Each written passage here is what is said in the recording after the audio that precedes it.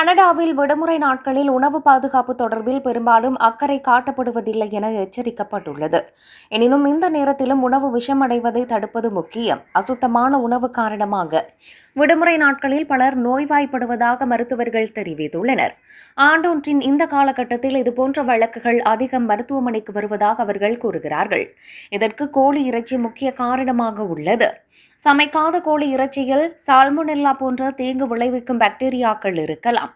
கோழியை கையாள்வதற்கு முன்னும் பின்னும் கைகளை எப்போதும் கழுவ வேண்டும். மேலும் வான்கோழி முழுமையாக சமைக்கப்பட்டுள்ளதா என்பதை உறுதிப்படுத்த இறைச்சி வெப்பமானியை பயன்படுத்த வேண்டும். உணவு தயாரிக்கும் போது தூய்மை மிகவும் முக்கியம். கைகளை கழுவாமல் சமைப்பதன் மூலமோ அல்லது இறைச்சி மற்றும் சாலட்டுகள் போன்ற புதிய உணவுகளுக்கு ஒரே கவுண்டர் அல்லது வெட்டும் பலகைகளை பயன்படுத்துவதன் மூலமோ மக்கள் பெரும்பாலும் உணவை மாசுபடுத்துகிறார்கள்.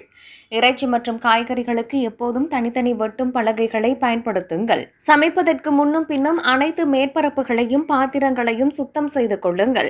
அத்துடன் உணவை 2 மணி நேரத்திற்கு மேலாக வெளியே வைக்கக்கூடாது. மேலும் முறையாக குளிர்சாதன பெட்டியில் வைக்கப்பட்ட எஞ்சிய உணவுப் பொருட்கள் 3 முதல் 4 நாட்கள் வரை நீடிக்கும். இதேவேளை சமைத்த கோழி எலும்புகளை செல்லப்பிராணிகளுக்கு கொடுக்க வேண்டாம் எனவும் மருத்துவர்கள் தெரிவித்துள்ளனர்.